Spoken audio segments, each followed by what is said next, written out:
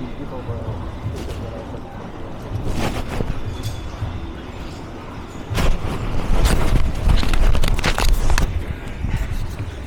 Test, test. Test, test.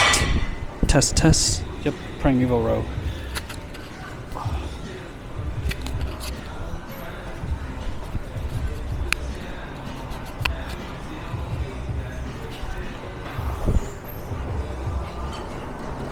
Oh, jeez, this is pretty heavy, huh?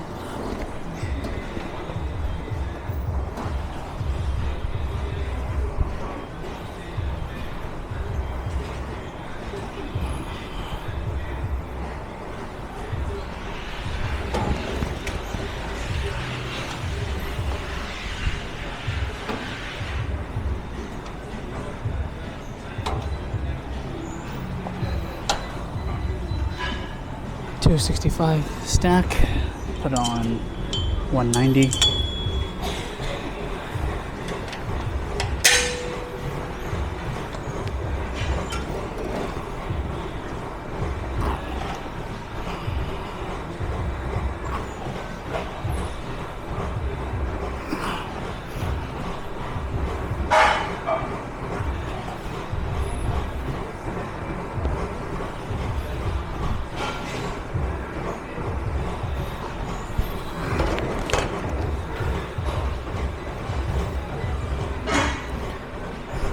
Pretty good. You know, the cam mount obviously works the same way as all the other Evo cams, which is that it has like a smaller actual cam, so it requires a pulley that's moving on the inside, which actually makes the ratio 1 to 2 before you factor in the cam ratio. And since it's a smaller cam, they can make the ratios higher than the hybrid cam, which is bigger. So let's say the smaller cam, they can make it 2 to 1 lengthened focus, versus hybrid maybe only can do like 1.5 to 1 or something. So that means that you'll feel a bigger drop off at the end, or just heavier at the beginning on the Evo compared to the hybrid. What other changes are there? There is no current prime hybrid seated row besides the diverging one.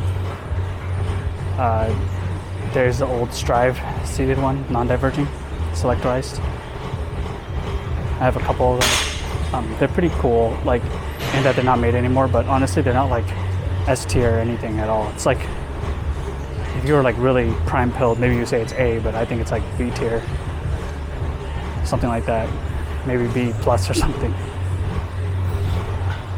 And that one's just way too light. This one's really light too. I'm like detrained and I can almost stack it. I can stack it. Just need wraps. As for the amount of divergence, it converges decently. I'm not too wide. I think my shoulder width is something like, actually I don't know, it's probably like 17 inches or something like that. 17, 18 inches at max, maybe 19, but I think it's like 17. And I'm slightly inwards at the very beginning, so slightly converged. Gives me a little bit more stretch. So bigger guys will get even more of a lat stretch. And it doesn't diverge a ton. If you're like very small, like very, very small, maybe it diverges too much for you, but this for me is pretty lat focused. It's definitely not too much abduction of the shoulders.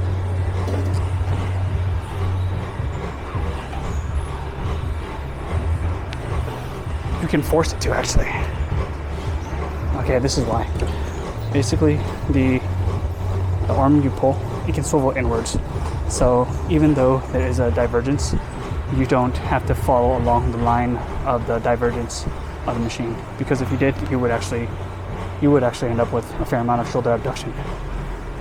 So if you diverged along the line, you would actually flare your elbows up a good bit.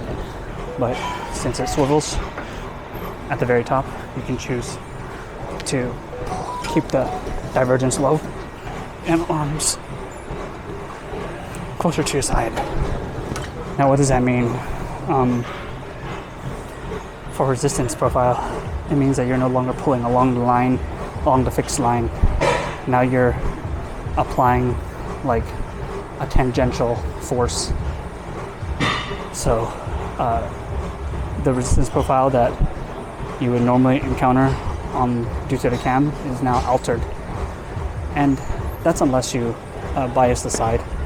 Like let's say you want to do it isolateral or unilateral, because you can't do this isolateral, it's bilateral.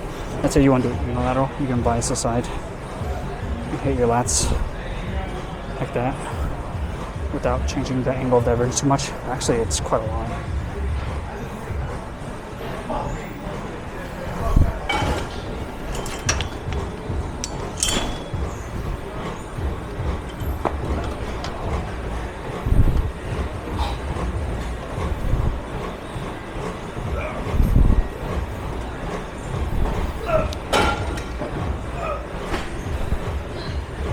Yeah, it's a good row.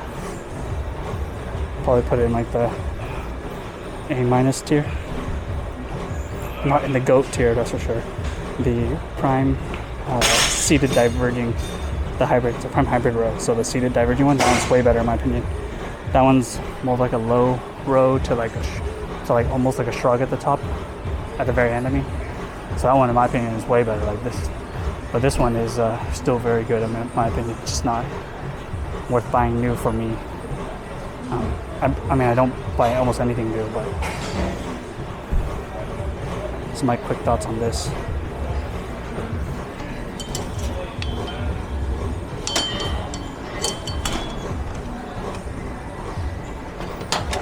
Let's try the full stack. Maybe I can get like 3 reps out.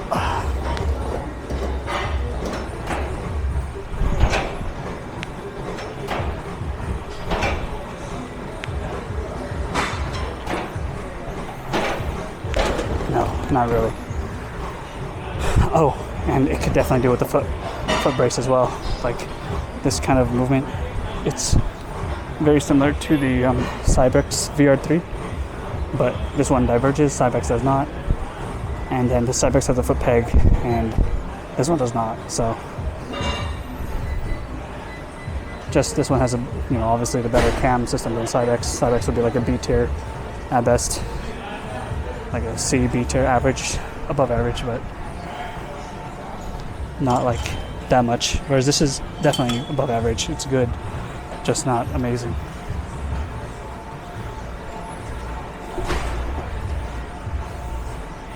Swivel handles. It does have linkage. And technically the linkage does adjust or affect the resistance profile as well. You can see right here in the very beginning, again, the linkage angle is pretty acute. The driver is not acute, but the follower is pretty acute. So it's like just from the linkage, it's mechanically more disadvantaged at the beginning than at the end.